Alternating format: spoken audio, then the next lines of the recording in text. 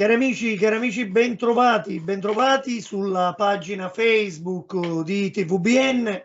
Oggi parleremo di poesia e di poeti e affronteremo un tema, ahimè, un po' piccante, diciamo, oserei dire.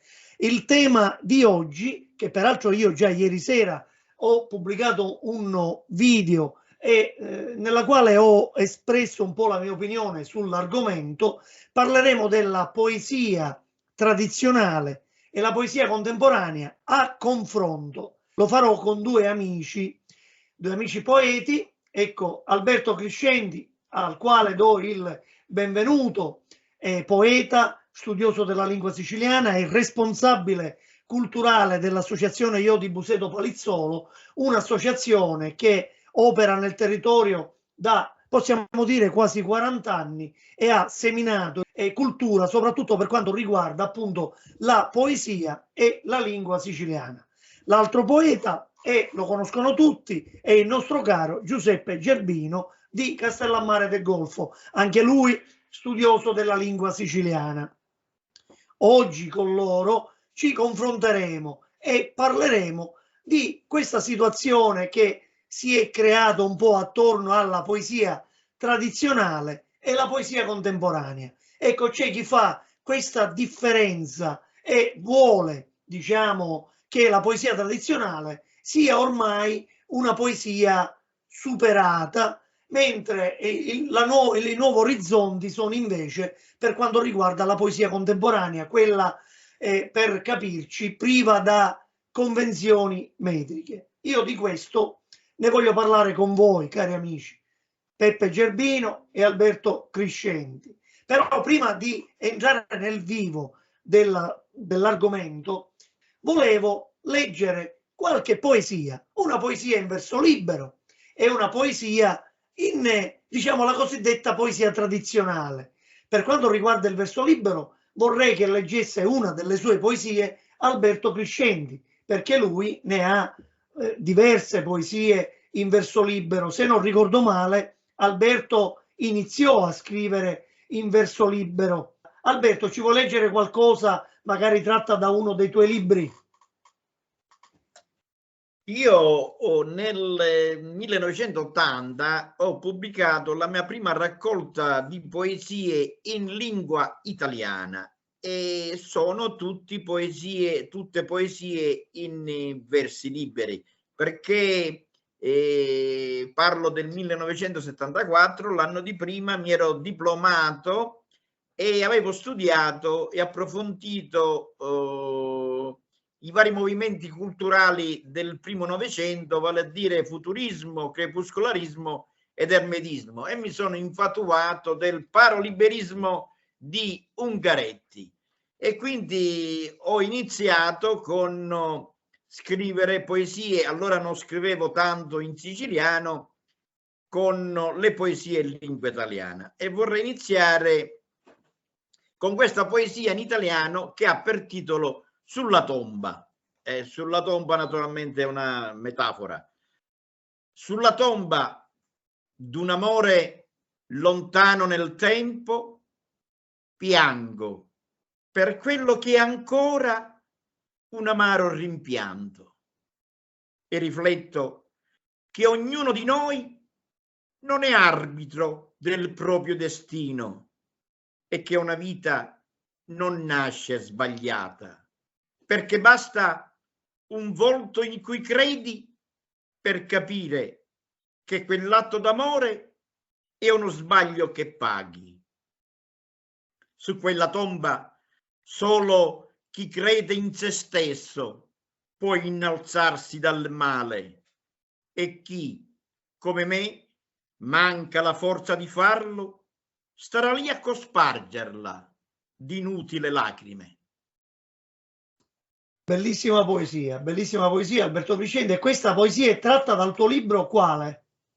Dal mio libro Io, che l'ho pubblicato nel 1980, come ho già detto prima, e che recentemente ho fatto la seconda ristampa, la seconda edizione, con un'immagine nuova. Sì. Questo sono io giovane perché le poesie sono poesie giovanili, in un certo senso fanno parte degli anni 70. Grazie Alberto. Allora passiamo invece la parola a Giuseppe Gerbino e io a Giuseppe chiedo subito, invece abbiamo ascoltato una bellissima poesia, abbiamo dato testimonianza di quanto può essere bella anche la poesia in verso libero. Adesso cercherò attraverso di Peppe Gerbino di invece testimoniare quanto può essere bella anche una poesia con la metrica e con la rima. A te Giuseppe. Grazie Nino, ciao amici, ciao Alberto. E allora dai, una poesia breve, visto che si parla di tradizione, penso che un'ottava siciliana sia vada al caso giusto, no? Allora, mare agitato, mare tempestoso, che sbatte dalle scoglie prepotenti, a tipo come se giù fosse inchiuso. Tu vuoi scappare, ma non cancia niente. Lo scoglio non si smuove. E io, confuso, voceando come vento di ponente, sogno agitato proprio come a te.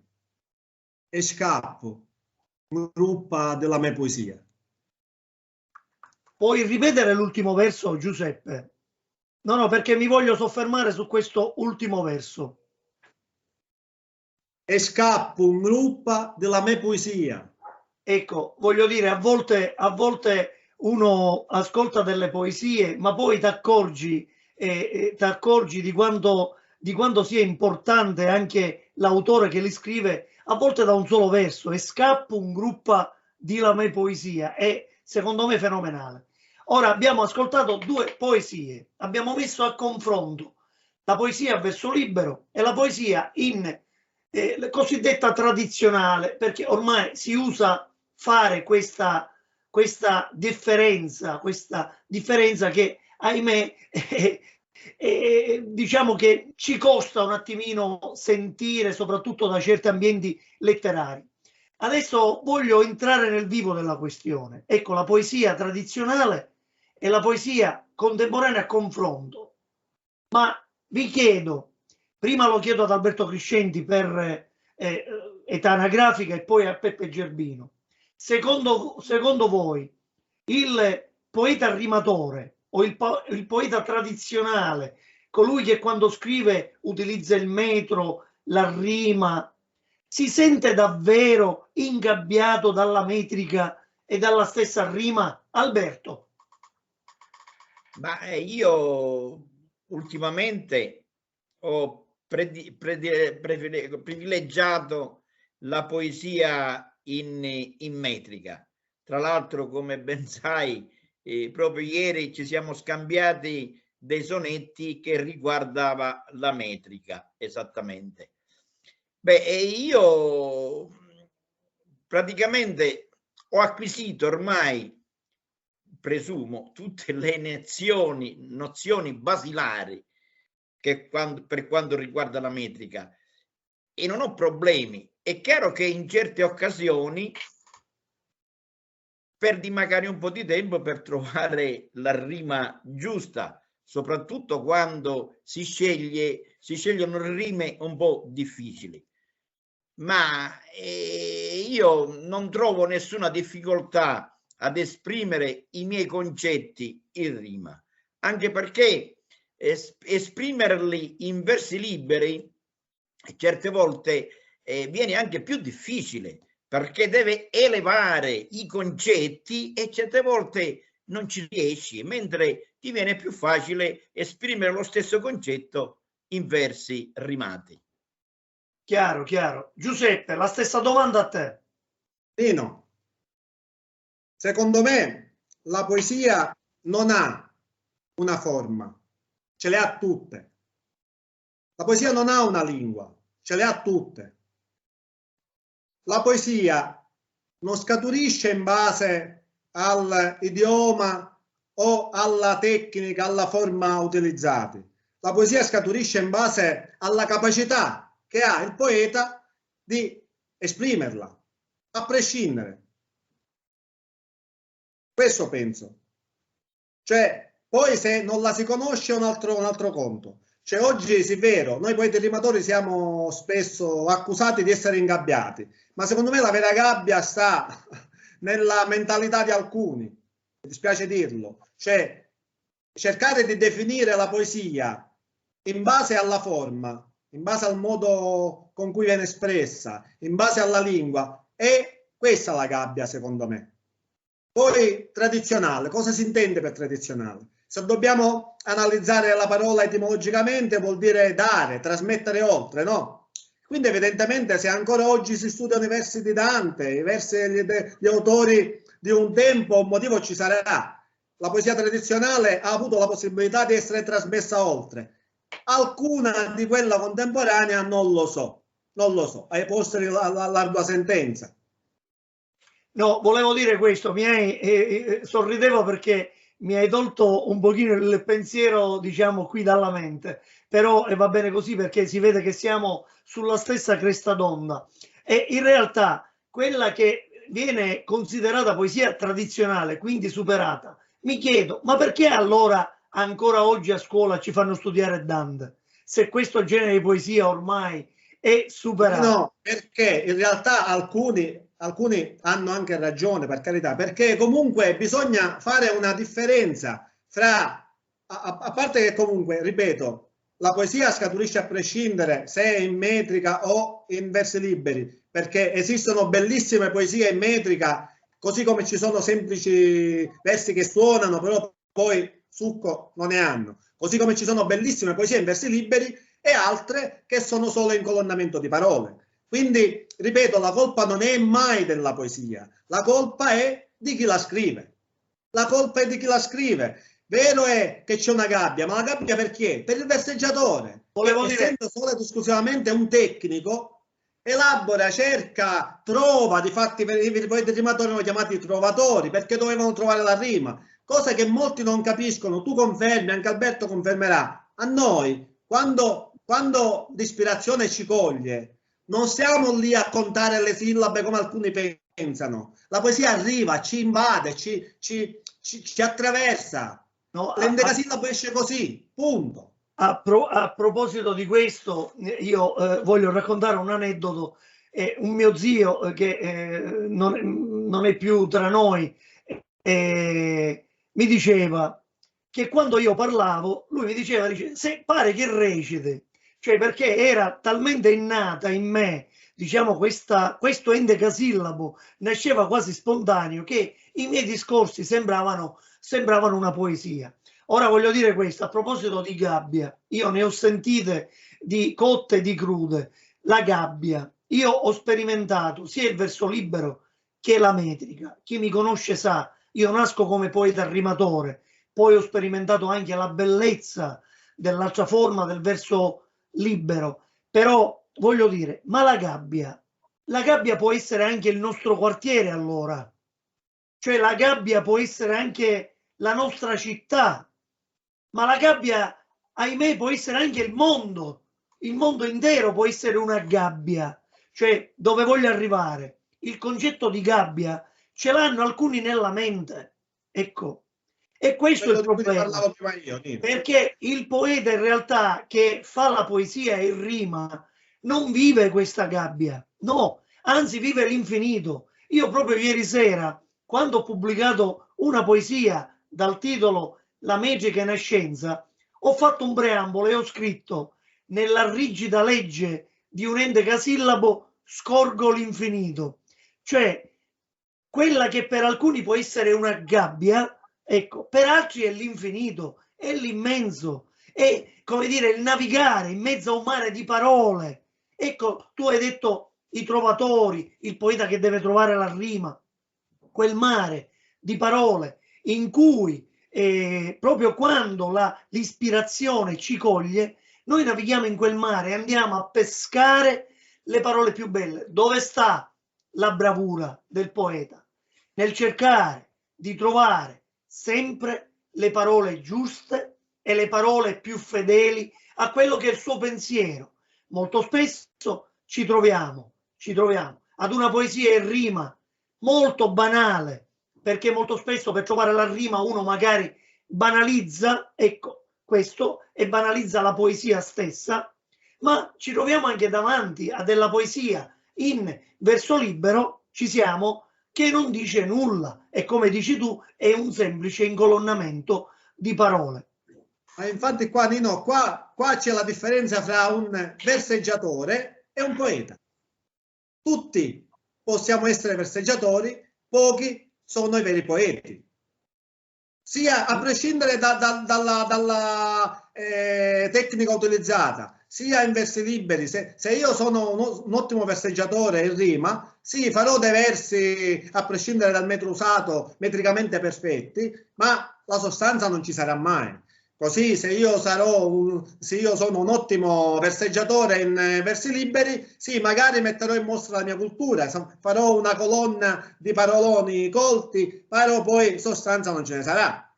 Ecco, questo io, quello che mi dà fastidio in realtà è perché tu puoi dire a me quel tipo di poesia non piace, ma non ti puoi permettere di dire che non è poesia, specialmente se non la conosci.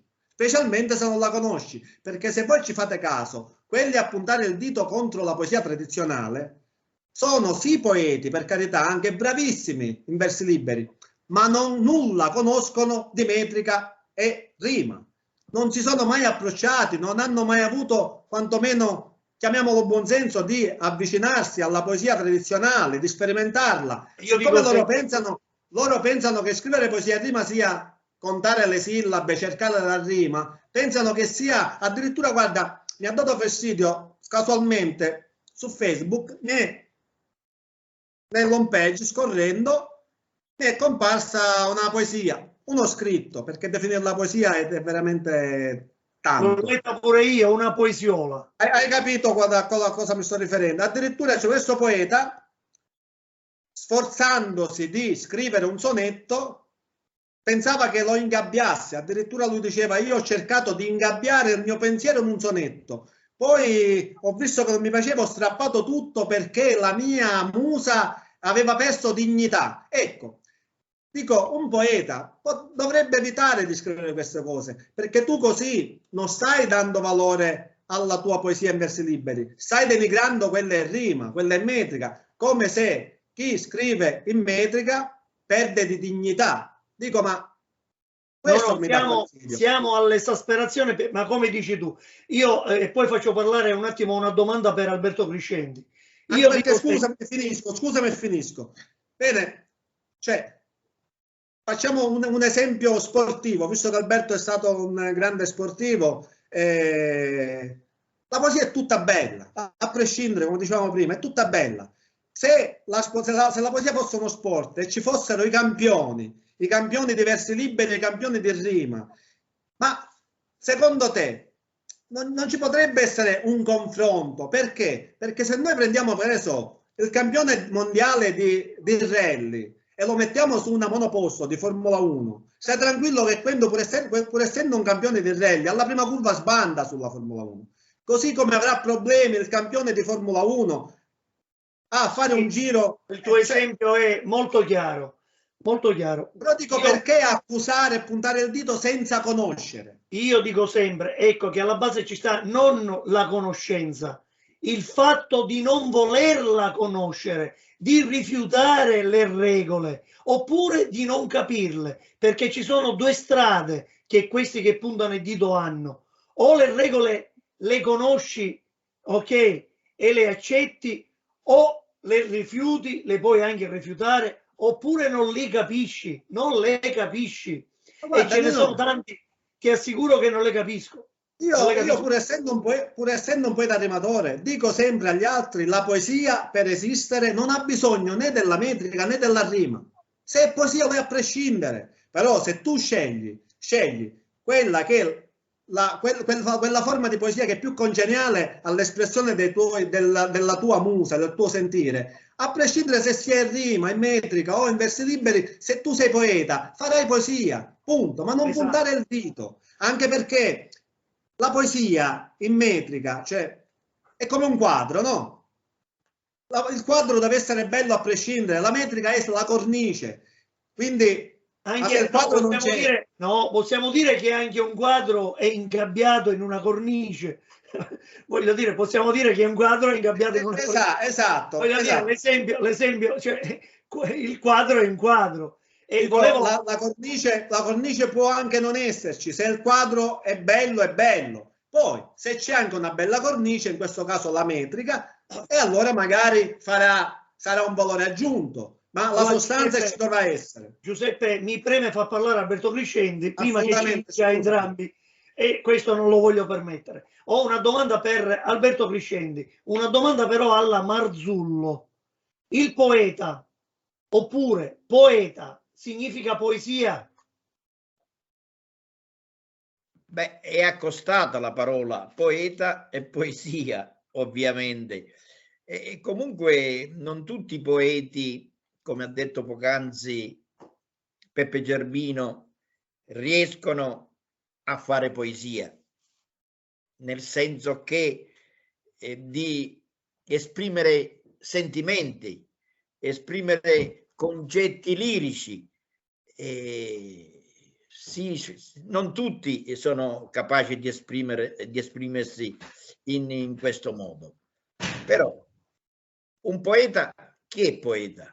Colui che scrive versi. Allora, no, la mia domanda va un pochino oltre. Dico, visto che chiunque scriva versi etimologicamente viene definito poeta, ma questo significa che anche se etimologicamente viene definito poeta in quanto scrittore di versi, può fare della poesia? Io credo assolutamente di no, però credo pure che la poesia ha bisogno comunque del poeta.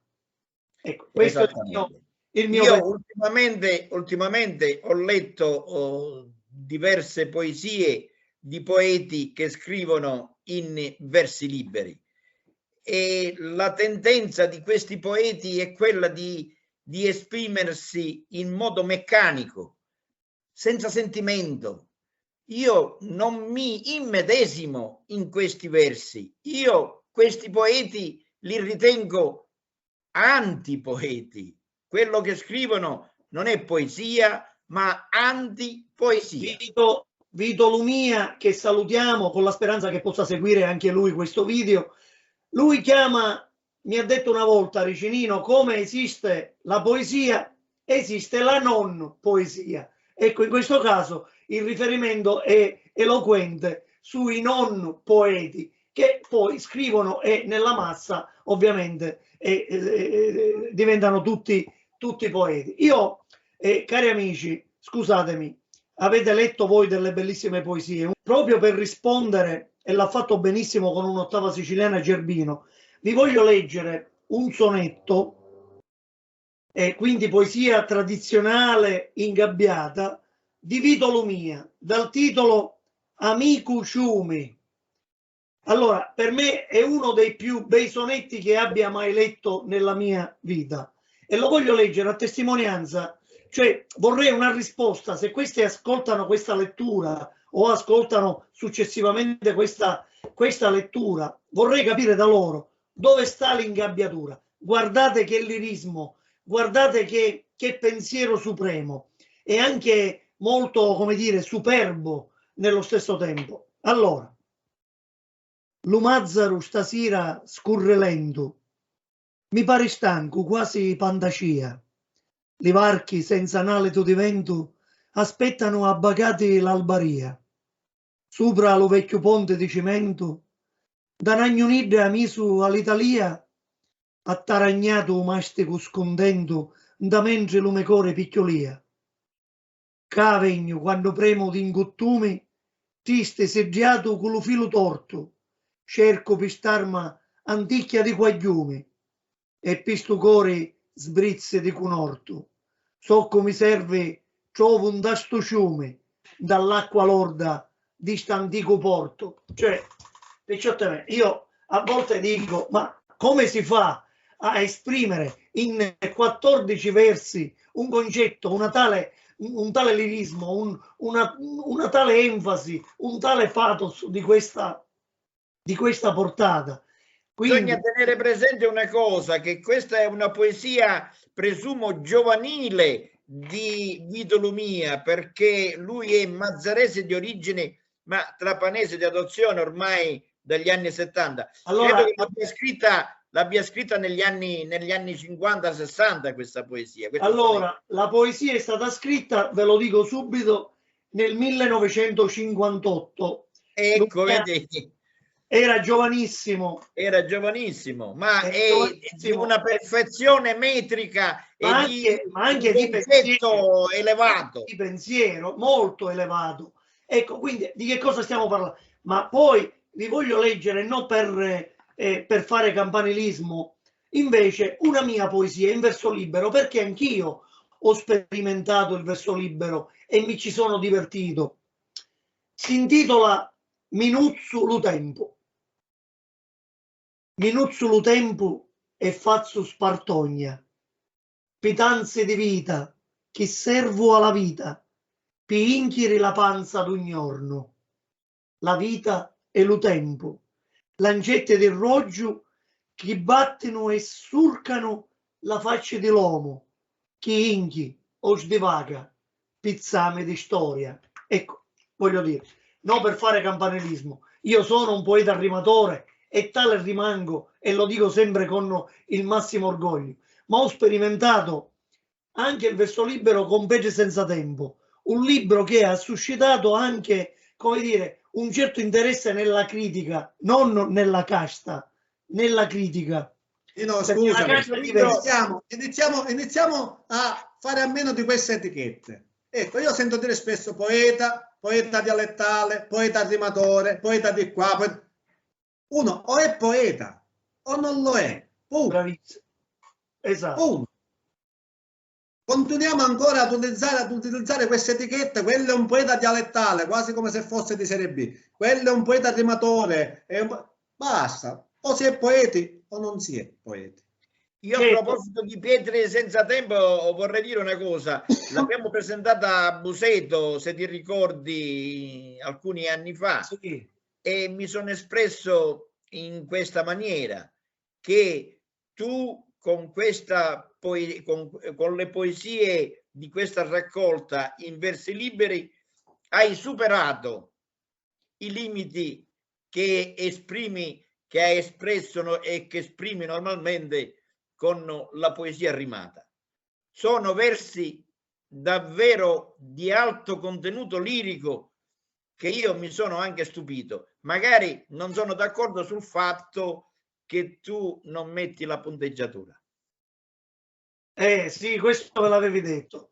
No, ma tu, per restare in tema, sì, tu sei l'esempio vivente che quando si è poeti, ecco, tu nasci come poeta rimatore, no? E però cimentandoti nella poesia in versi liberi hai fatto dei capolavori. Quindi quello che voglio dire è questo: quando si è poeti, a prescindere da quale sia la tua forma espressiva, la poesia viene fuori. Questo voglio dire. No, io voglio rispondere. Alberto Criscende mi ha dato un assist, diciamo, poco fa nel suo intervento, che praticamente ha parlato di tempo. Effettivamente io sperimentando la poesia in rima e quella in verso libero, la poesia in rima è molto più, come dire, travagliata, nel senso, per evitare che il poeta banalizzi la sua opera ha bisogno di più tempo, ovviamente, affinché... Ma questa per noi non è una gabbia, è una riflessione. Poi il fatto che contiamo le sillabe, oh ragazzi, ci dimentichiamo un particolare molto importante. Io ho sempre per le mani questo libro di Vito Vellutata, Poeta in erba. Cioè, io vi voglio dire che le poesie in rima che facciamo noi sono degli spartiti musicali. Cioè, la poesia in rima, la metrica che prevede una serie di regole, tra cui anche tutta una serie di accenti che fanno di una poesia non solo una poesia di contenuto, ma anche di grande valore, come dire, musicale, fonologico, ecco, fonologico. E questo è molto importante. No, mi hai fatto pensare a una poesia di Luzzi, che paragonava il poeta moderno, contemporaneo, a uno strumento non accordato. E faceva così: accordato come? Registrato su che nota? Intonato su quale la? Perduto quello strumento? Inesperto il musico? O impercettibile l'accento? Cioè, esatto. Ma, anche volevo dire che anche il verso libero, al di là di ogni cosa, al di là di ogni polemica, perché secondo me queste differenze sono delle differenze gratuite, così solo per buttare e polemizzare sul niente, perché come dici tu, quando uno è poeta sempre, in tutte le forme, ma è la stessa poesia che abbraccia tante forme. Noi abbiamo tante forme poetiche. Ora però voglio dire una cosa, che la poesia contemporanea, quella priva delle convenzioni metriche, non solo ci sono grandi poeti di spessori che la praticano e che noi ne conosciamo tanti, ma quanti mostri ha creato? Quante persone dietro al discorso del verso libero scrivono poesie, ma scrivono il niente, il niente. Dice non perché scrivono in versi liberi, però non perché scrivono in versi liberi, attenzione, no.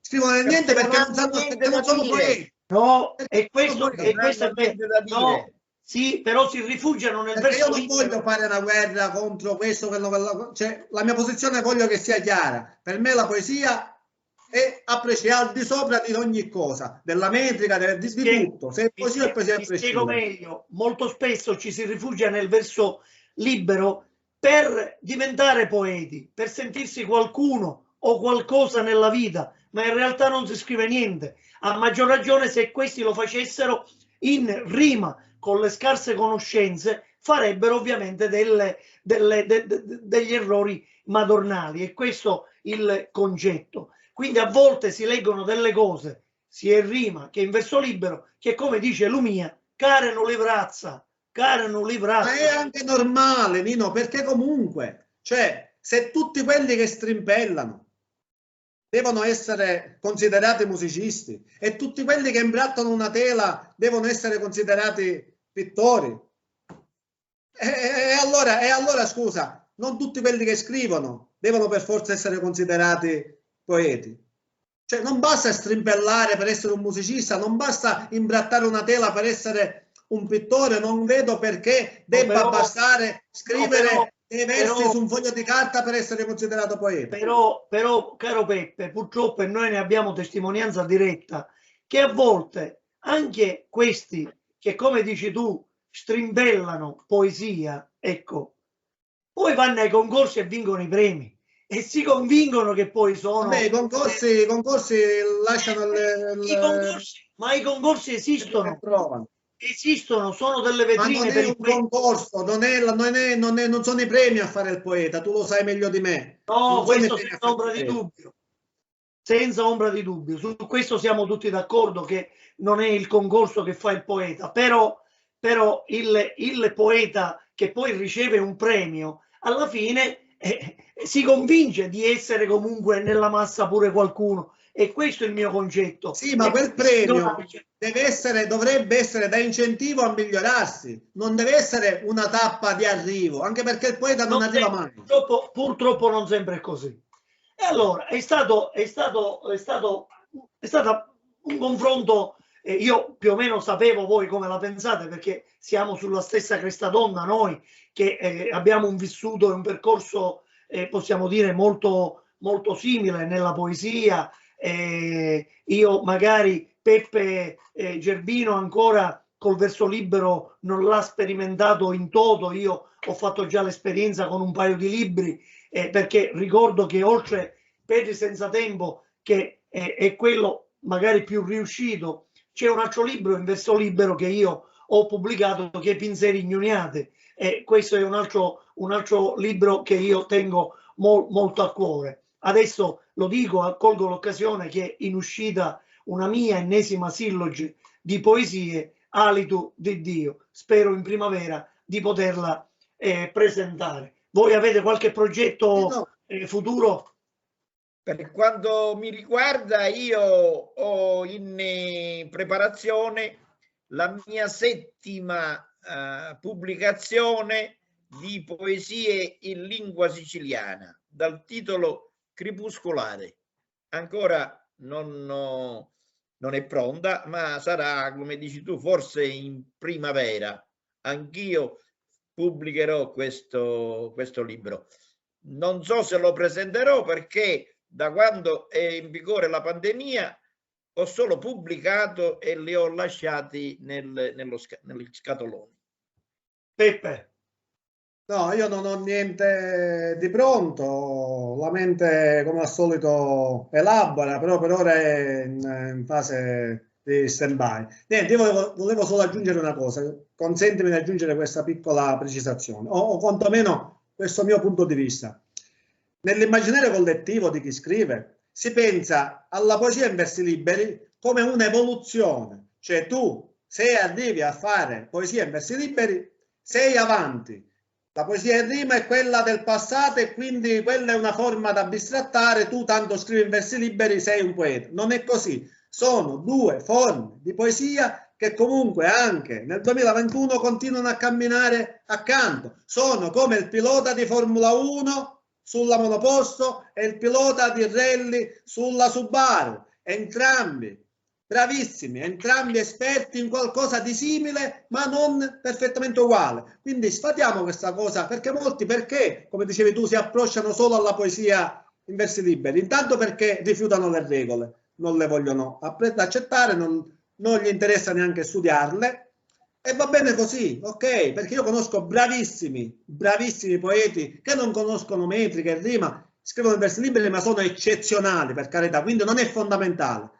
La cosa, ripeto, che mi dà fastidio è quando si punta il dito su questa o quell'altra forma di poesia, solo questo. E poi vorrei aggiungere solo una cosa, perché noi, secondo me, a parte che la poesia è musica, anche quella in versi liberi deve essere musicale. Il ritmo della poesia non deve mancare. Ma che cos'è il ritmo, Nino? Qual è la prima cosa che si forma di un bambino, di un feto? Lo sai qual è la prima cosa che si forma? È il cuore. Noi prima che ci formiamo tutti, la prima cosa che si forma è il cuore. E il cuore palpita, il cuore ha un ritmo. Quindi penso che noi questo ritmo ce l'abbiamo dentro. C'è qualcosa che fa parte di noi. Allora, peraltro Peppe, proprio la parola rima etimologicamente significa ritmo, quindi proprio deriva da ritmo sia dal latino che dal greco, quindi cioè, quando il primo scardinatore dei versi tradizionali in realtà è stato Leopardi, anche se considerato D'Annunzio con le ore marine dell'Immaginifico, però in realtà già Leopardi, aggiungendo un verso in più nell'infinito, non mettendo la rima, aveva scardinato un po', però un motivo c'è, il motivo era quello di allontanare, un motivo di ribellione nei confronti di quella impostazione dell'Ottocento, ottocentesca, no? Sì. Non è che Leopardi o D'Annunzio si sono svegliati, vabbè, ma ok, ora inventiamo una nuova forma, no. Allora c'erano gli ismi, chiamiamoli così, no? I movimenti, il decadentismo, l'ermetismo e via di seguito, che comunque davano delle linee guida. Oggi gli ismi non ci sono più. Oggi ci sono tutti. La poesia contemporanea, secondo me, è un insieme di polimetrie, così, è un magma di ritmi senza regole. Ecco, mi piacerebbe che ci fosse più studio anche della stessa. Se proprio il dito devono puntare, lo puntassero sulla mancanza di originalità, perché è questo che è noto nella poesia contemporanea, nella maggior parte della poesia contemporanea, la mancanza di originalità, perché noi abbiamo una tradizione poetica che è immensa. Trovare un argomento nuovo, originale è impossibile, ma poi trovare il modo originale di trattare quell'argomento. L'originalità sta lì. Certo, l'originalità sta proprio nel trattare un argomento diversamente da tutti gli altri. E volevo dirti, a proposito di sfatare il discorso che chi scrive in verso libero è più poeta di chi scrive il rimaloro, chiamato così. C'è questa convinzione. Però ti voglio dire che quando io quando io, diciamo, muovevo i primi passi nella poesia, oltre al mio maestro Alberto Criscendi, che mi ha, come dire, messo le ali e mi ha fatto volare liberamente, un altro maestro della poesia, che ancora una volta cito, Vito Lumia, a un certo punto mi disse: Nino, tu vuoi diventare poeta, allora devi riuscire a comporre il sonetto. E io da allora compongo il sonetto, quindi già anche nella poesia tradizionale si crea questa, come dire, questa distinzione con il sonetto e l'altra forma, diciamo, di poesia. Ecco, e io da allora mi sono innamorato del sonetto perché lo trovo, come dire, poeticamente una forma non invadente, una forma elegante. Io lo trovo meraviglioso e quindi io scrivo solo sonetti. Alberto, io vorrei aggiungere una cosa, che noi abbiamo parlato ovviamente di poesia tradizionale, cioè la poesia in metrica e della poesia in versi liberi. Ricordiamoci che c'è anche una via di mezzo, cioè la poesia sciolta, cioè che il rispetto della metrica ma non della rima. E recentemente conosco poeti che scrivono in questo modo.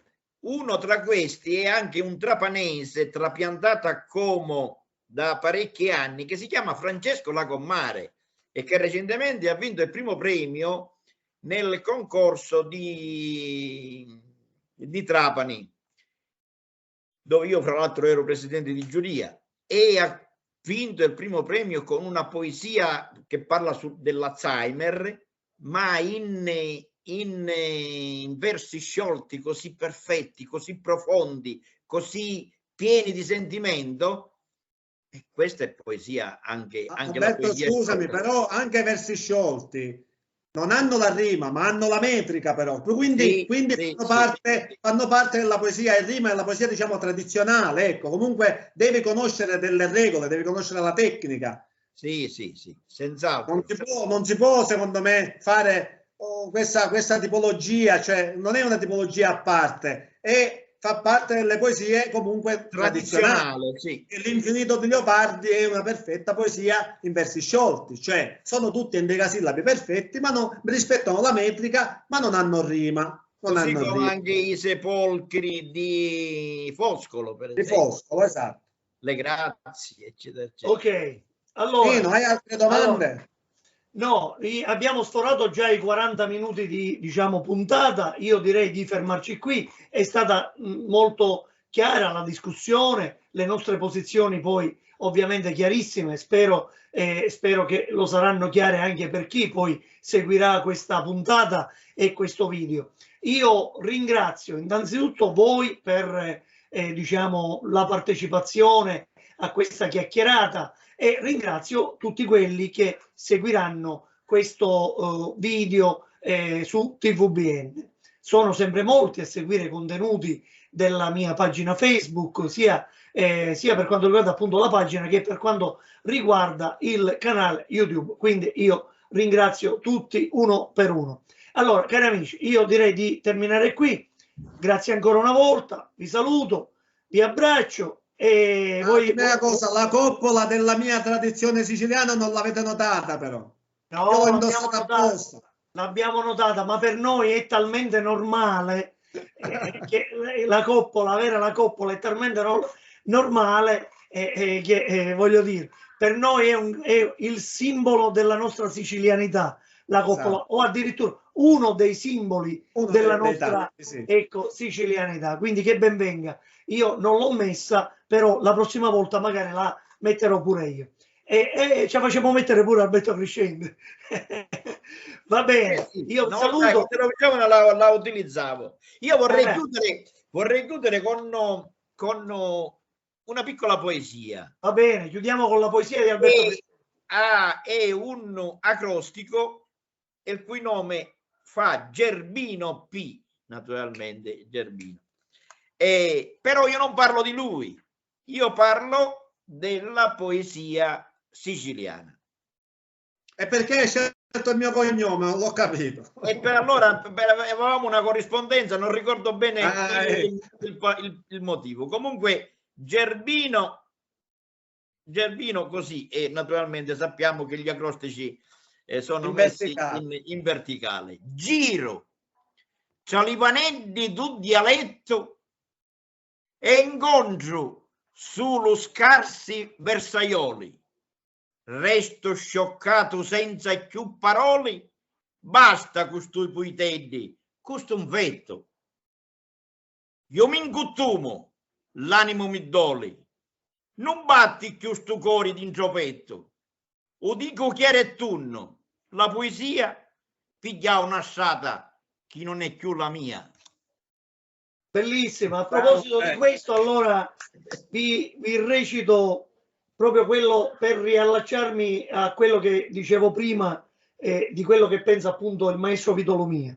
Lui scrive così: spesso mi tocca sentire cantare a dazzi, a riddi e qualche caccarazza, e non lo dico sai per censurare, ma veramente carano le brazza. Quindi diciamo che è un po' l'impressione di tutti quando si leggono certe cose, che rimaniamo un pochino. Però io dico sempre un'altra cosa, e con questo chiudo, che comunque chiunque prenda una penna e scriva un pensiero di qualsiasi genere su un foglio è già un fatto nobile. Quindi chiunque abbia questa nobiltà d'animo è veramente ben accetto. Poi se è poesia, non è poesia, è un pensiero, è una prosa, l'importante è che qualcuno scriva una sensazione, e già questo, solo l'atto di prendere la penna e imprimere su carta un pensiero è un fatto nobile. Lo dobbiamo... Assolutamente, ma di fatti noi non stiamo contestando questo, contestiamo il fatto di chi denigra una forma di poesia senza conoscerla. E queste persone vanno contrastate e anche corrette. Lasciatemi passare il termine, perché non si può, come dici tu, denigrare una forma di poesia a favore di un'altra. No, bisogna intanto che ci sia la conoscenza. Se non c'è la conoscenza, attappatevi la bocca. Ecco, tutto questo dico. Va bene, con questo io vi saluto, vi abbraccio e ci risentiamo magari per un altro argomento, magari più avanti, parlando sempre di poeti e di poesie. Ciao ciao. Ciao, ciao a tutti.